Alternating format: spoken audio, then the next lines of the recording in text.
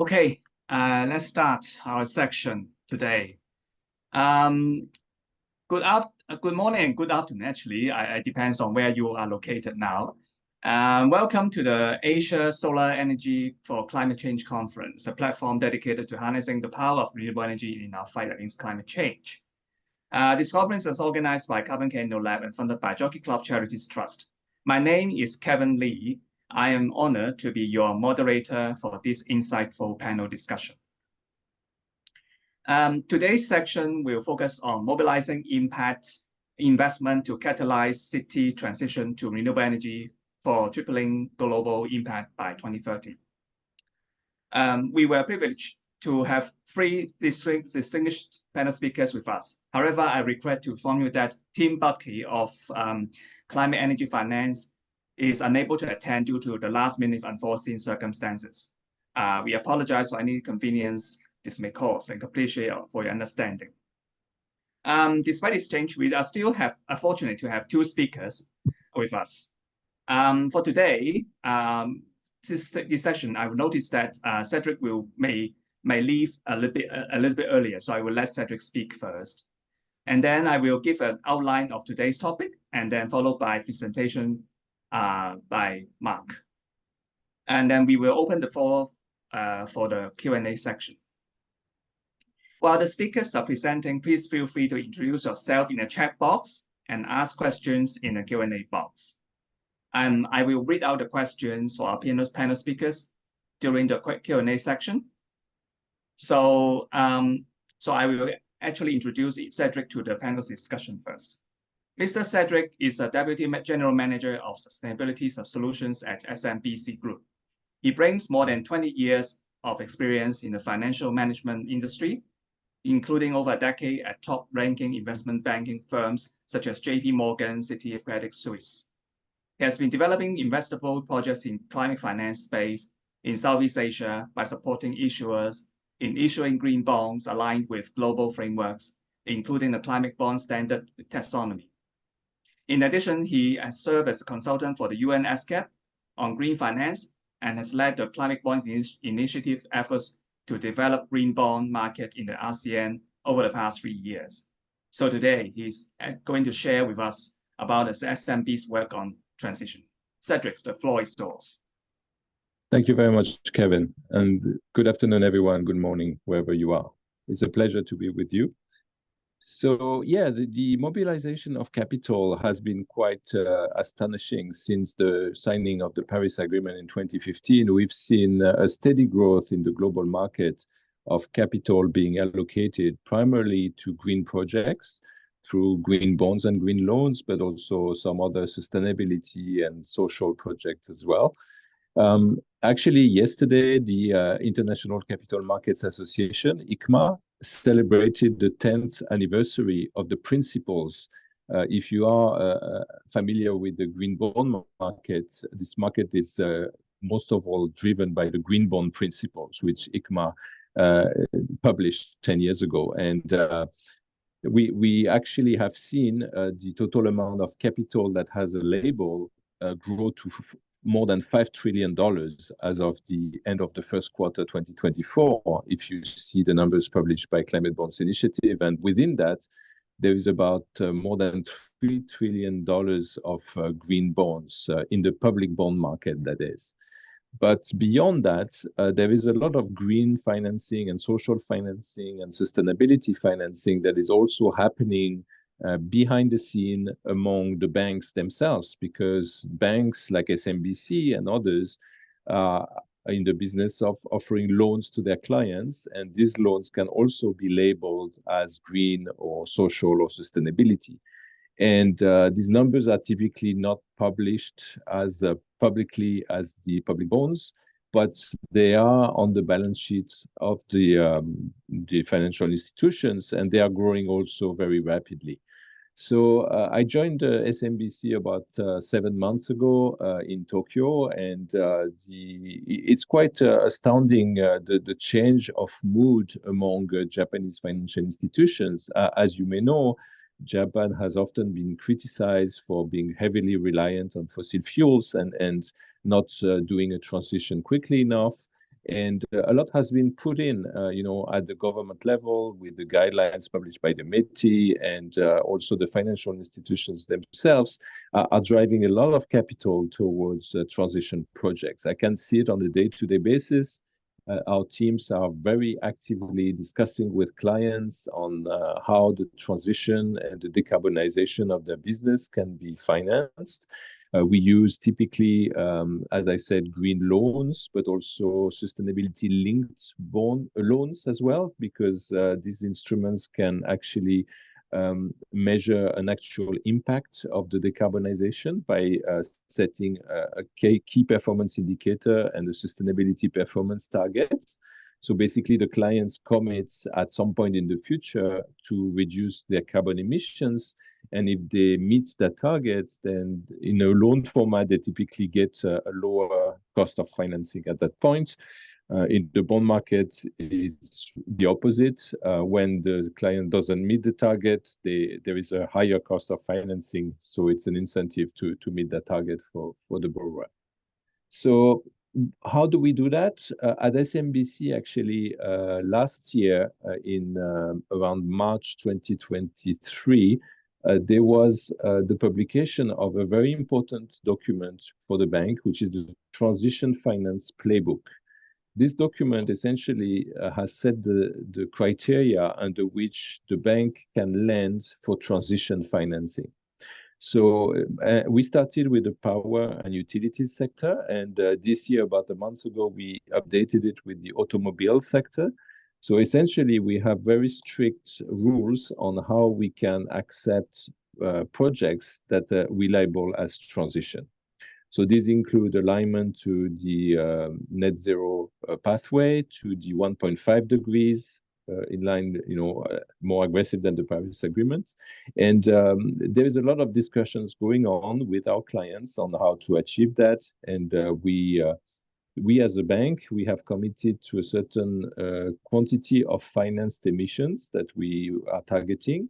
And for the transition businesses that we finance, we have some caveats to that number, which allows us to, in the short term, grow emissions because we want to finance the brown to green emission transition.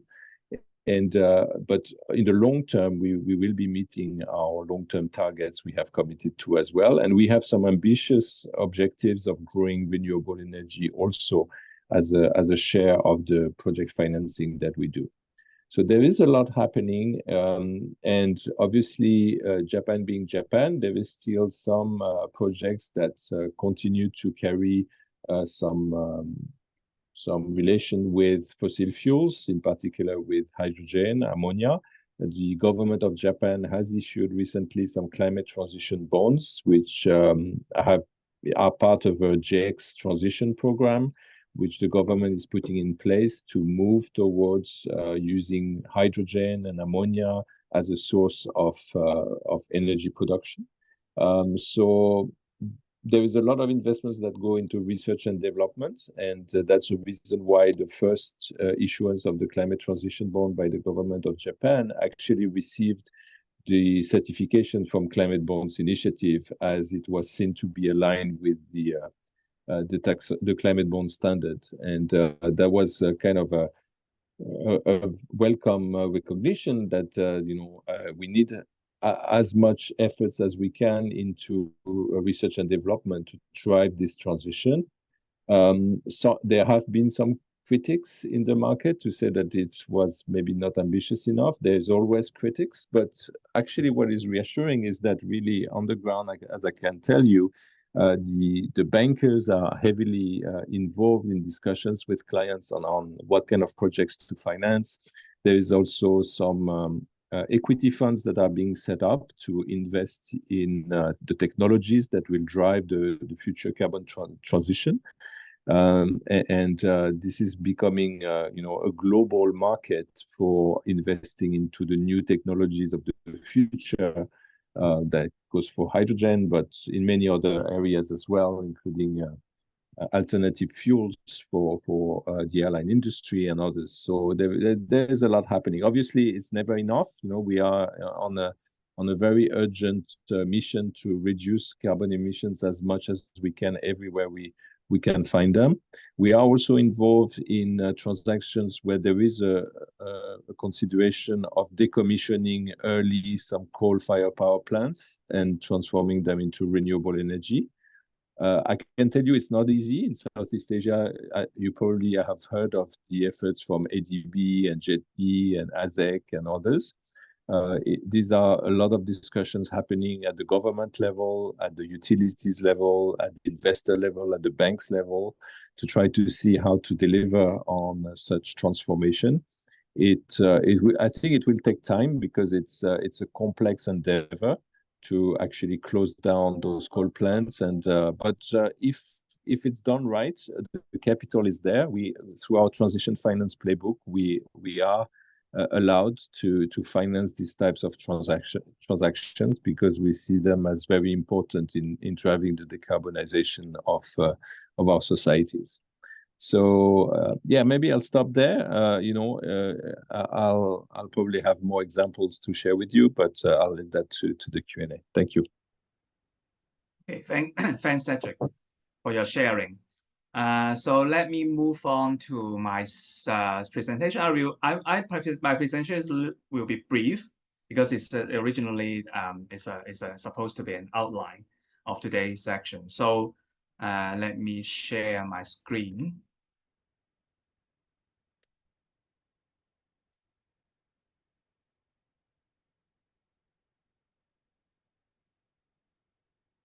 Okay. So I would actually probably like how to say it's an overview of today's topic because I think we need to a little bit unpack today's topic, why we have this topic today. So I actually start with define the key terms and actually understanding why cities are pivotal in this transition. Wait a minute. Sorry, wait a minute. I am a little bit. Okay, so first of all, actually, there's a definition on the terms that we have now. Actually, impact investment involves making investments with intention of generating a positive, measurable social and environmental impacts alongside with a financial return.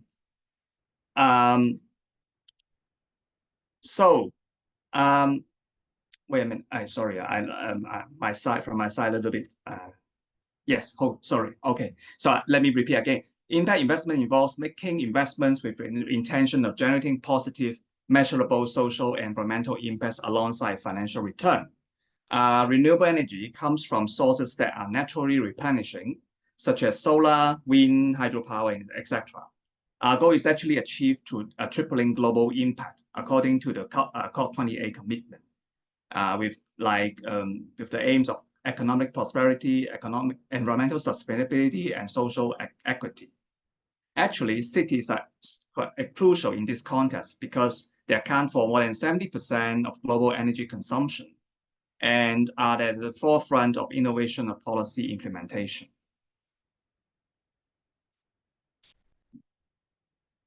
So next, so what are the economic benefits?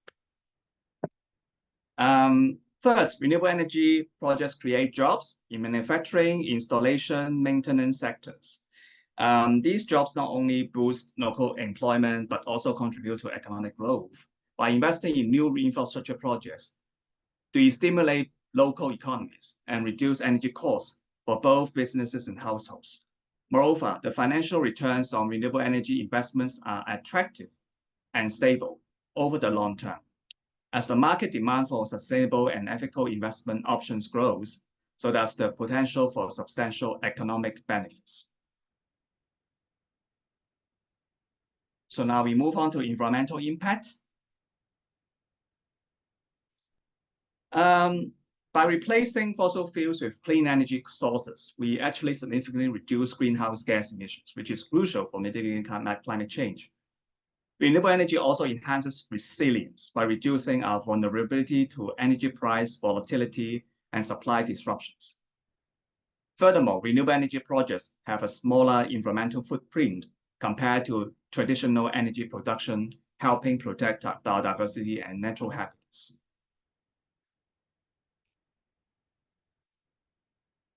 So next, we'll be talking about social equity and community benefits. Beyond economic and environmental impacts, renewable energy investments also actually promote social equity and community well-being. Expanding access to clean and affordable energy is a critical step toward social equity, particularly for underserved, underprivileged communities. By reducing air pollution, renewable energy projects lead to significant health improvements, lowering healthcare costs and enhancing quality of life. Moreover, involving local communities in the planning and decision-making processes empowers them and ensures that the benefits of renewable energy projects are widely shared.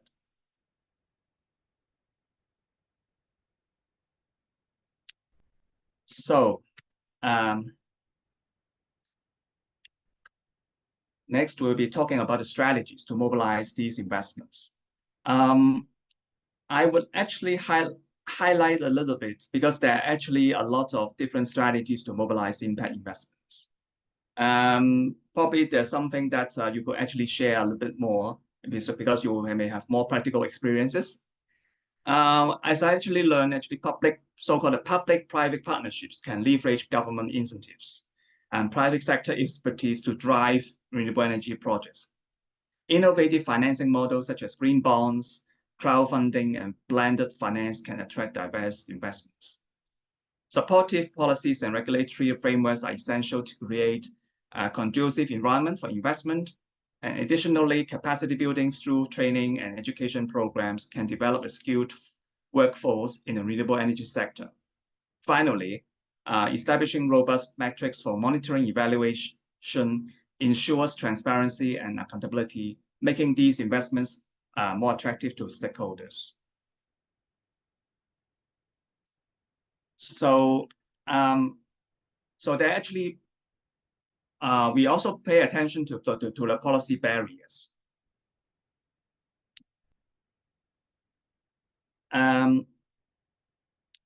Well, regulatory uncertainty and inconsistent policies can deter investors. Continued subsidies for fossil fuels also distort energy markets, making renewable energy less competitive. Lengthy permitting and licensing processes further delay project deployment. Economic barriers include high initial capital costs, limited access to finance, particularly for small and medium-sized projects. Volatile market dynamics, inadequate green infrastructure also pose significant challenges. Addressing these barriers requires a coordinated effort from governments, financial institutions, and private sector to create a more supportive environment for renewable energy investments. So, well, probably the final slide that I would like to talk about is, well, in conclusion, I think it is important to address these issues. I mean, in terms of mobilizing impact investment, it's essential to catalyze the transition to renewable energy in cities, achieving economic and environmental and social benefits by our target 2030. So thanks for your attention. So let me actually welcome Dr. Mark Hinos to give his presentation. Dr. Mark Hinos is the director of the Climate Finance Asia.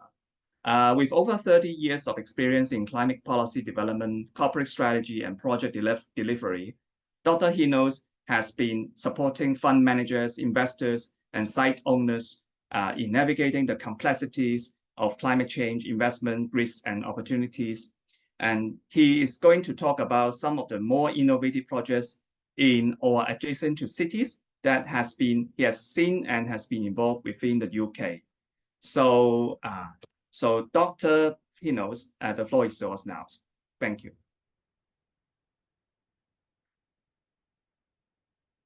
Thank you. I'm just, can you hear me okay? I'm just sharing my screen now. Okay, okay.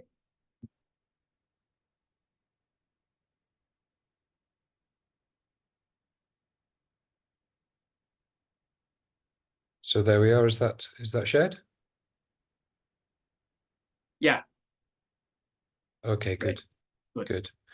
Thank you for the invitation to speak. I focused on, if I can just introduce, first of all, Climate Finance Asia and then myself.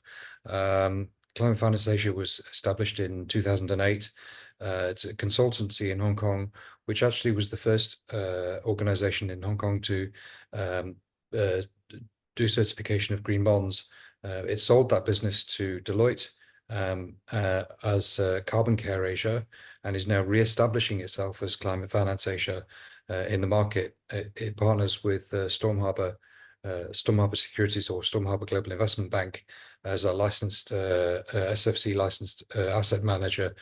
So we can bring money into the market alongside the expertise that we have in sustainability.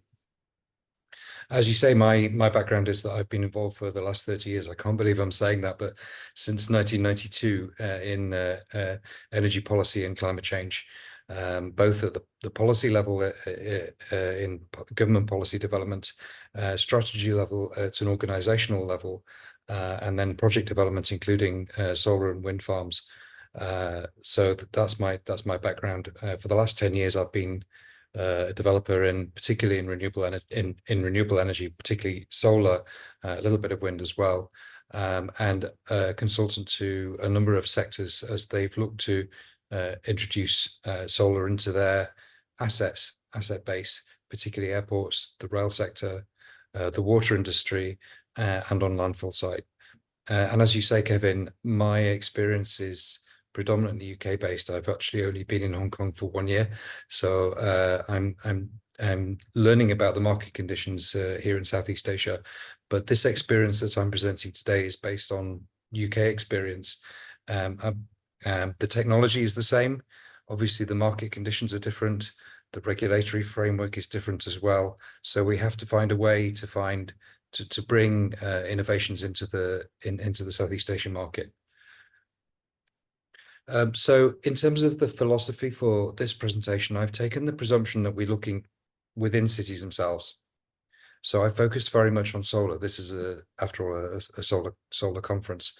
There are lots of other renewables we know about, but a lot of those are either on the edge of cities or in distinctly rural areas. So for example, I won't go into detail, but for example, wind needs good laminar flow, good clean air. And cities disrupt that. They make it very turbulent because of the buildings involved in cities. So wind is not a good technology to have in or near cities. So for now, let's park those technologies. We know they're all available, but they're outside cities and they would have to supply cities through the wire. So I'm looking at what cities can do, or decision makers within cities, what they can do.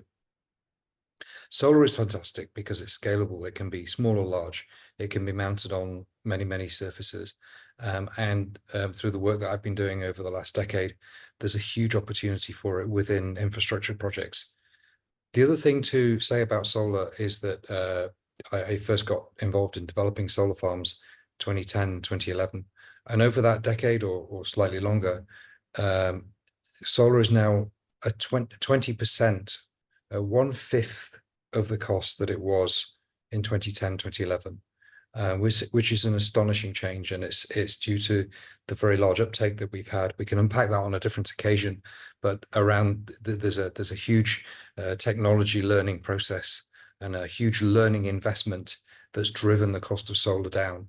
And it's now something that can contribute very meaningfully to energy, and it's cheaper than new coal. It's cheaper than new gas. It's the cheapest form of power generation. That's cheaper than nuclear as well. New nuclear. So it really needs to be front and center of energy policy going forward. The other interesting thing about solar is that there are some quite novel ownership structures going on. Energy companies or sites can invest themselves in solar as assets. They can have third-party investment. In other words, a specialist small specialist company coming in and owning and operating an asset on behalf of a site, so that site then is a purchaser of power rather than a direct investor in the asset. Or you can have community investments, and I'll discuss community investments later. And the other thing is that when a city, region, and I'm going to talk about Oxford later on, which is where I spent a lot of my time. When a city region commits to a large-scale solar and battery investment, in that case, it can be part of a much wider decarbonisation strategy. So I'll talk about that. So those are my examples: airports, car parks, the rail sector, the water sector, landfill, solar communities, and solar local government. And I've been involved in all of those sectors in the last decade. Taking airports first, and solar. Airports are very large open sites. Obviously, it takes a lot of space to land an aircraft, and for it to taxi, and then for people to come and park near an airport. So this is Belfast Airport here. And in the top right-hand corner of this image, you can see a solar farm. I'm not sure that you can see my pointer. Can you see my pointer? Yeah, you can see the solar farm up here. This is a 5 megawatt solar farm, which is connected into Belfast International Airport by private wire. And so it's not connected to the grid directly, it's connected to the airport. So the power goes into the airport behind the meter at the airport. So the first power that the airport uses is from the solar farm.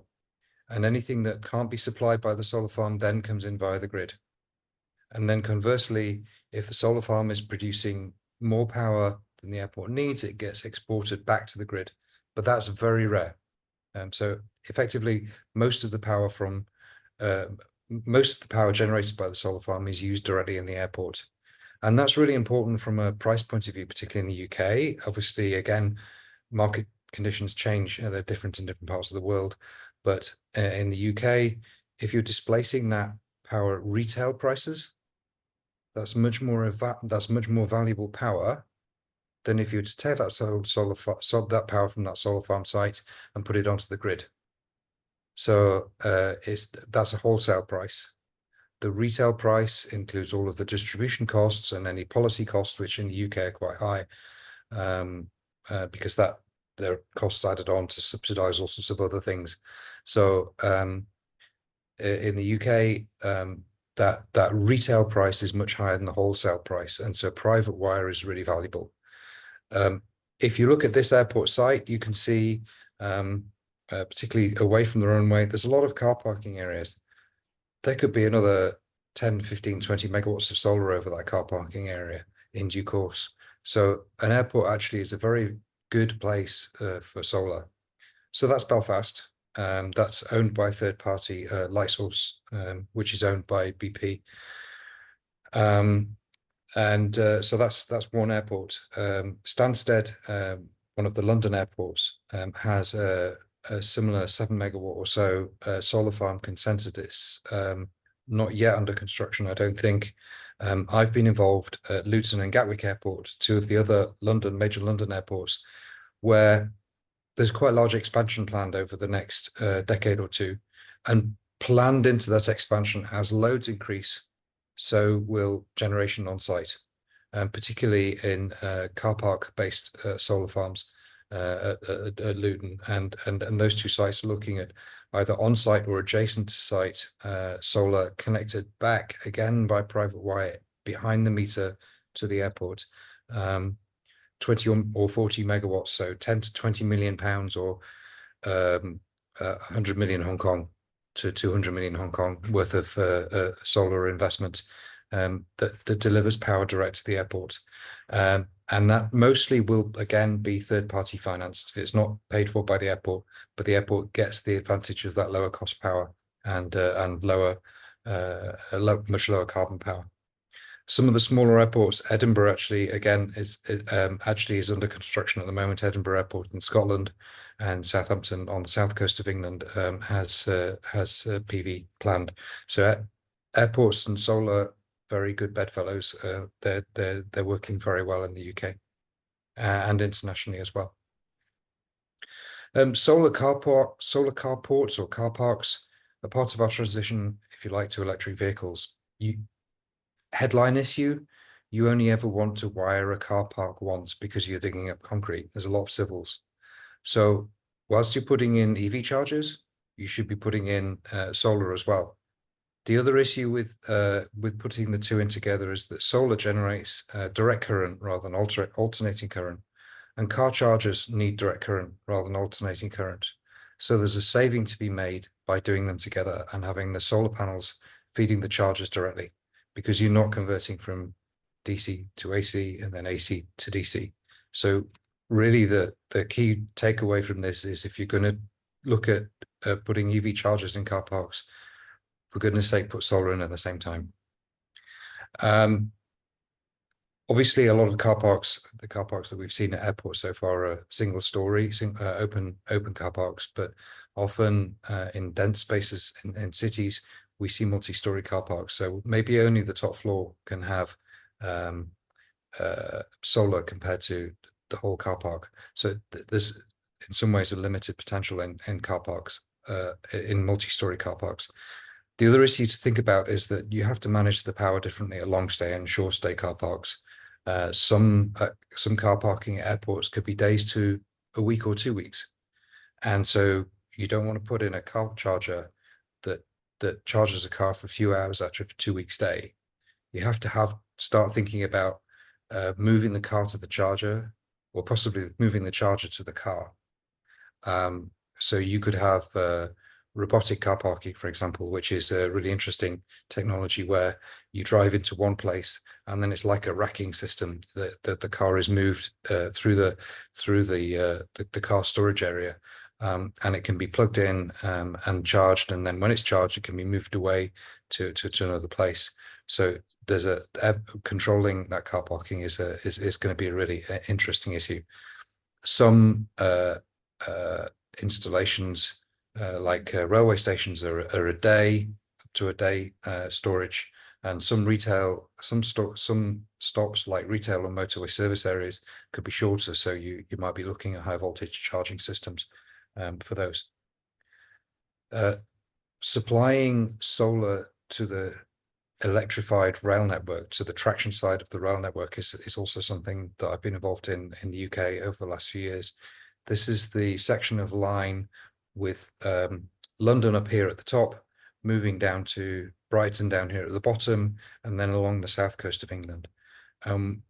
Working with Network Rail, who own the track, we took 6 sites, 6 feasibility studies, where for technical reasons, they were close to the supply point for the power.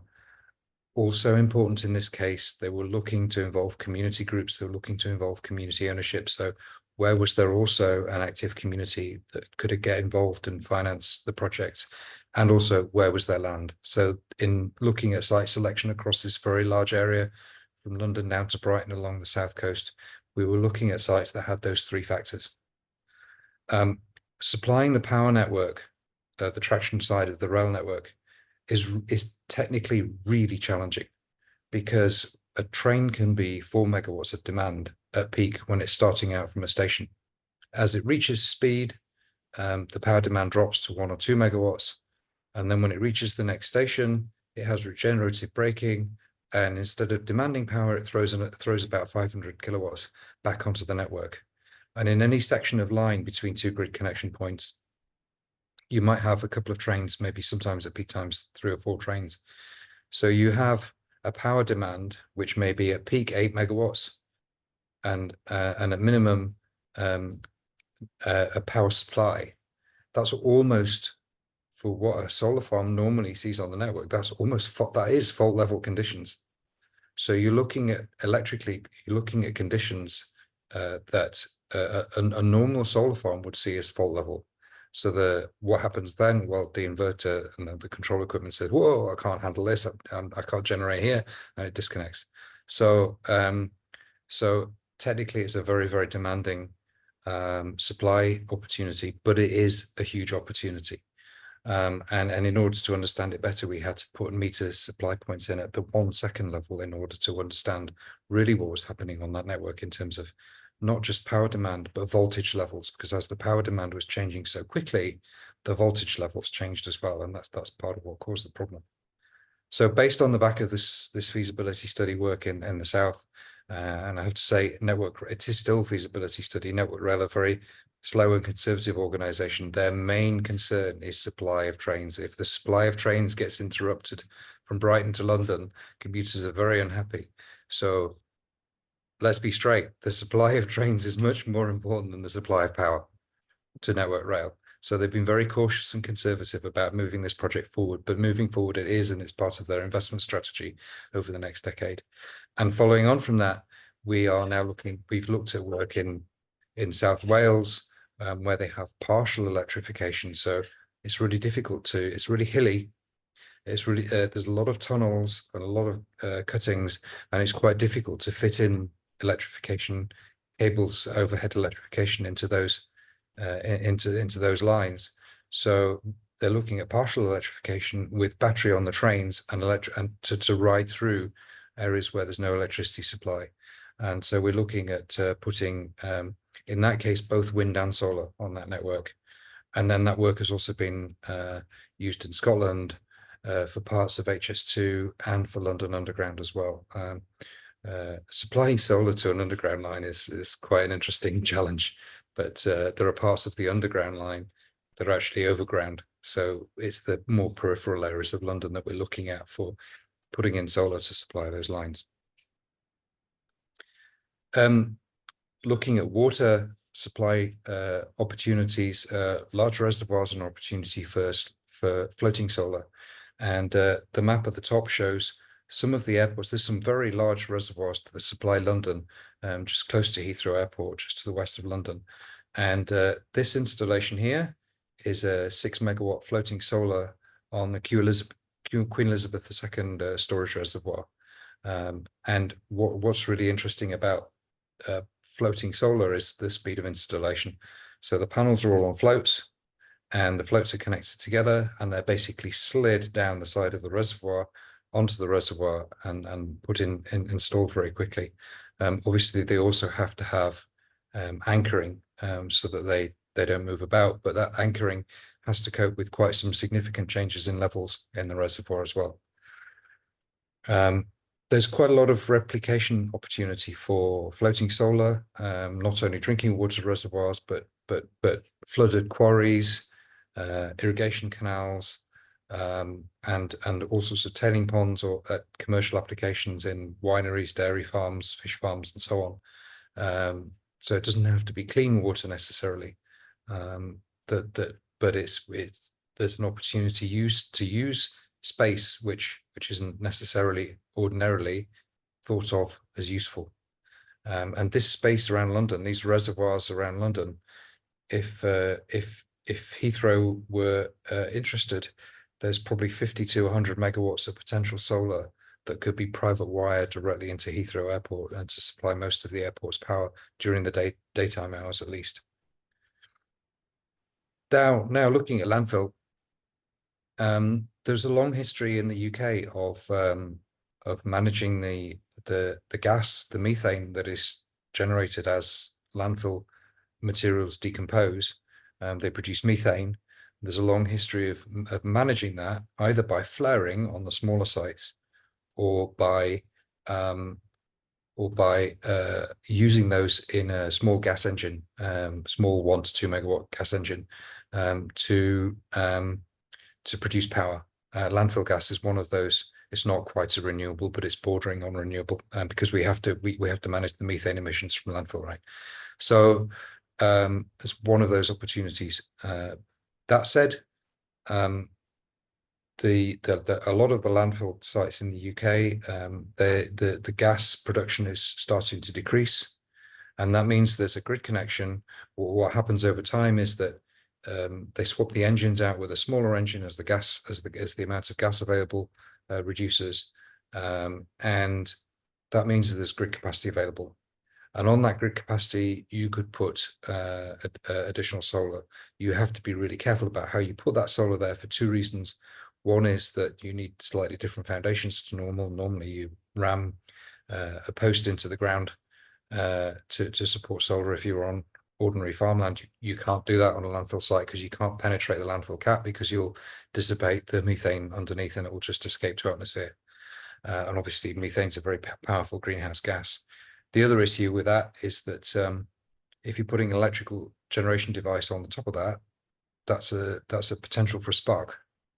And if you have a methane-rich atmosphere around a solar farm and you get a spark, that's a big bang.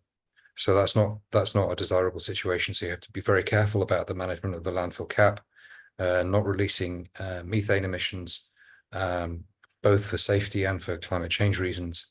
But it's technology that's well developed in the UK now. The table at the top shows we've got a number of landfill sites. Some have gone into planning and for various reasons have been abandoned, withdrawn, or refused. Some of that is to do with concern locally about what was in the landfill site, not wanting to penetrate the cap and wanting to make sure the landfill material stayed within the landfill. So that is one of the concerns in the consenting process. But we've got 14 in operation, another 6 waiting construction. So it's nearly 130 megawatts of landfill-based PV actually consented and either operating or waiting to be built. Now I mentioned innovation in ownership as well as in technologies, and there's quite a lot of community ownership of renewable energy in the UK. Up and down the UK, there are different technologies in different places. So in Scotland, there's a lot of wind, there's a lot of hydro. In Wales, there's quite a lot of hydro. And in South England, there's quite a lot of solar because that's where the resource is best. The picture there is Westmill Wind Farm, which actually I'm a shareholder in, one of about 2,200 shareholders in that 5 megawatt solar farm, and behind it you see a couple of turbines. There's actually 5 turbines on that site, so there's about 7.5 megawatts of wind on that site. That's a separate organization because it was built at a separate time. It's got a separate grid connection, but it's a similar ownership structure, and obviously a lot of the shareholders have got shares in both assets. So there's about 12.5 megawatts in total of renewable generation, which is community owned on that one site. Now, one of the advantages of getting a community involved is if you have to push through a scheme through planning, and you've got local community investment in that project, guess what? You've got local community supporters as well.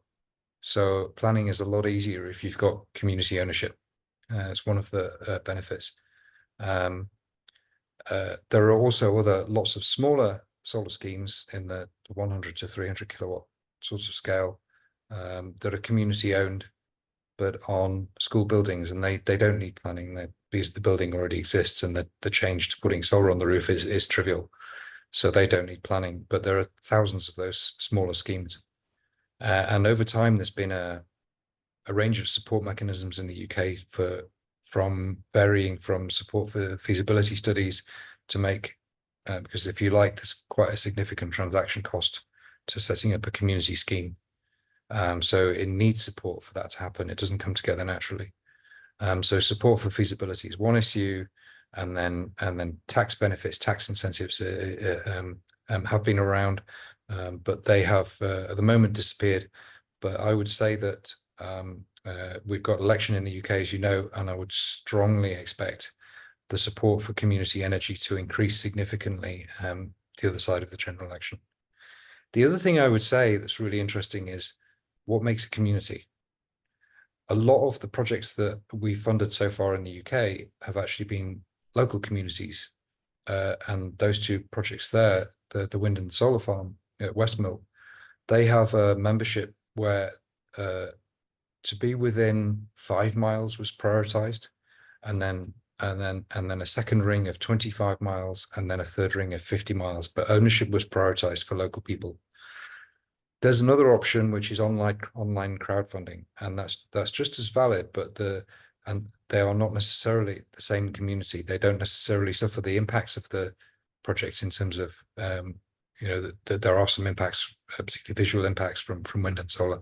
They don't necessarily see those impacts, but having that wider crowdfunding is economically probably more valuable because you're drawing on a bigger pool of people. So there are different types of community, and we have much more local community energy than crowdfunded community energy in the UK, but both are important. Then finally, and I've got one more slide after this, but the final point is local government has a really important role to play. Used to live in Oxford. Oxford City Council had a strategy to decarbonize the city and had to work quite closely with the stakeholders like the universities, the hospitals, the major employers to develop that strategy to help Oxford as a city reach net zero by 2040. And it wanted to provide routes to decarbonize transport within the city, to decarbonize power supplies to the city, particularly for electric vehicle charging, and heat through heat pumps. Obviously, Oxford's a lot colder than Southeast Asia, so we use heat pumps for heating rather than aircon units. But there was very much a council-led strategy to bring in stakeholders to help achieve that target. And there are two elements that are important here to this discussion today. One is a solar farm, which at the moment is still in planning, 50 megawatt solar farm. And right next to it is a 50 megawatt lithium ion battery with a 2 megawatt flow battery. So that power from that solar farm is available 24/7, and that's what helps charge the EVs and supply power to the heat pumps and so on. That battery is already built, so the battery happened quicker than the solar farm, probably because it's smaller and less obtrusive in planning terms. But that's part of the local government strategy. So my conclusions from those various case studies, I think UK experience can be translated. The technology is the same, as I said. The market framework is different. The regulations are different. The planning framework is different. The tax framework and the incentive frameworks are all different. But there's no reason why these opportunities can't be exploited to regenerate our cities in Southeast Asia. There's a real opportunity for innovation. Technically, we can look at floating solar. We can look at putting solar on landfill. We can put solar on car parks. But not only technical innovation, there's an opportunity for financial innovation, and also where the money comes from. It could come from the wider community, so the ownership could be different. The opportunity is increasing because solar continues to fall in price and become really, really attractive in terms of the cost of generation.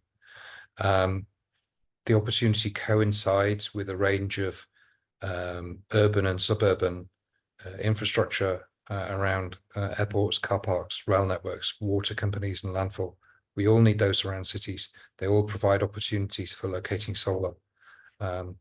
It is best in private wire. Certainly in the UK regulatory framework, it will vary market by market, but where it's displacing power that you buy for the site at retail prices, rather than selling power onto the network at wholesale prices, that's something you have to look at in a particular market context.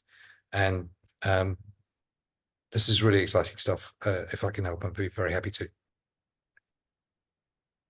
Okay, thanks, Mark, for your sharing. It's very, a very fruitful sharing of the UK's experiences in deploying quite a variety of solar application in cities and in the country. And I'm sure that actually a lot of this application could be replicable in this part of Asia. And now time is actually 5:23. We have about 7 minutes left for questions and answers. So I actually probably would like to take the floor to ask the question first before maybe our audience would like to leave your question in the Q&A box. Probably the first question is for Mark is actually on the financing, because actually today's topic is about financing investment. So maybe you propose a lot of various examples in the UK that can be applicable in Asia, but Maybe you could talk, unpack a little bit more. Actually, you did touch a little bit on financing, but maybe you unpack a little, furthermore on how the financing would work. Maybe based in UK experience, and how actually it could be applicable. Sure. I would say that over the decade that I've been involved with the solar market, the big issue was that in around 2009 or so, we had a feed-in tariff established, and that was really important in establishing the business case for solar. And as I say, at the time that was established, the cost of solar was very much higher than it is now. The feed-in tariff went through several revisions to bring the support down, and at the time that it was introduced, the solar market went through a very painful readjustment, getting used to the new tariff rates.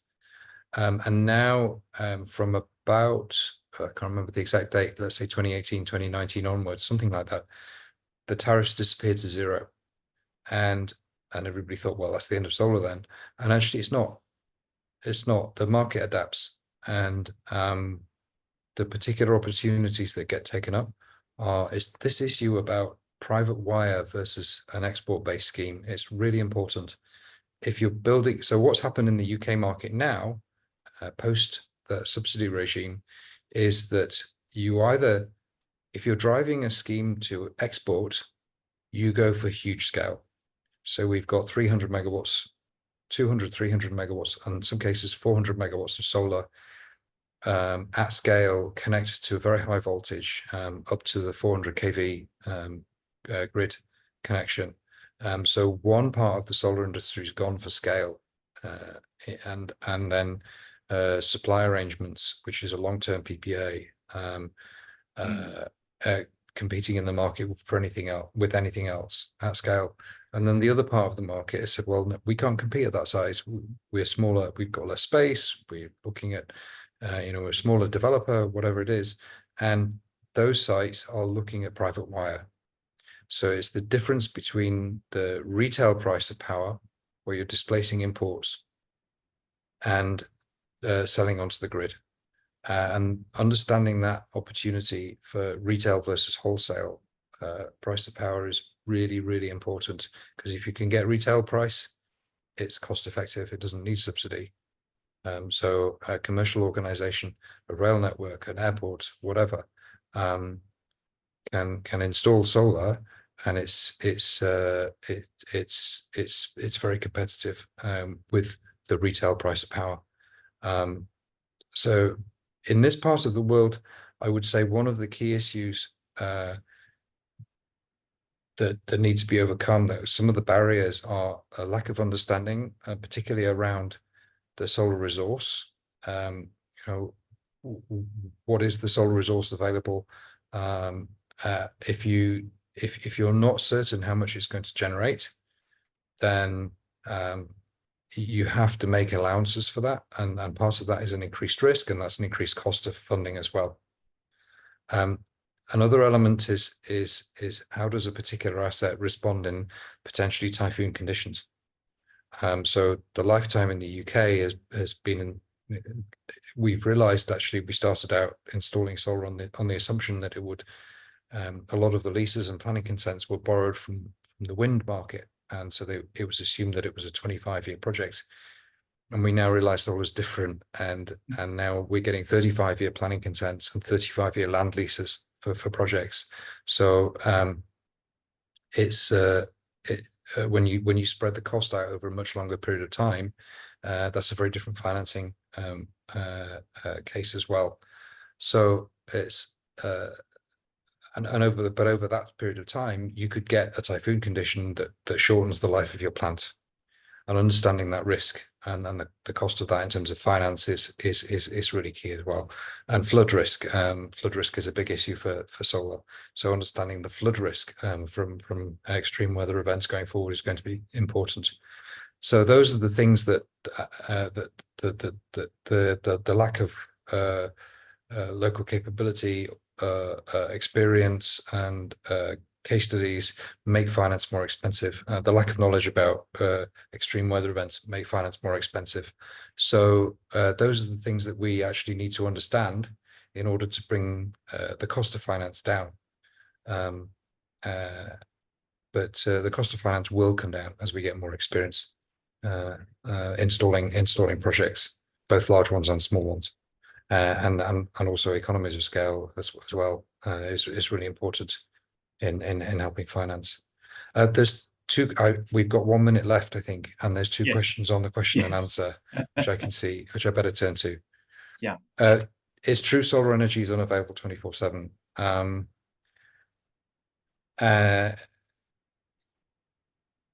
But solar is part of an energy mix, and one of the other technologies we really need to get a handle on is wind, because solar and wind, certainly in the UK, generate at completely different times and different times of the year.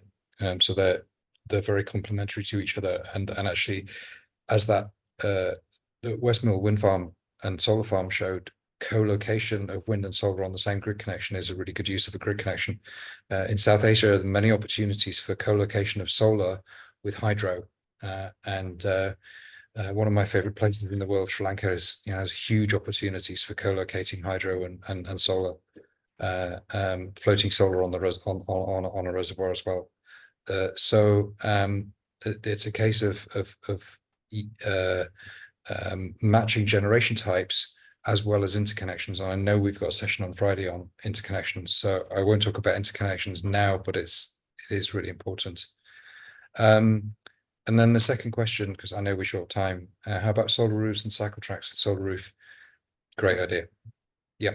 The only problem with it, if there is a problem, is that when you have what is basically a very, very long solar farm, you have to think about what's the cost of getting at low voltage the power from the solar panel to the grid connection point. There will be losses when you've got what is basically a very, very long, thin solar farm. You need to get it up to higher voltage to reduce the losses quite quickly, and that could be quite expensive. But yes, why not? Okay. Great, thanks so much. I know there's a third one just popped up.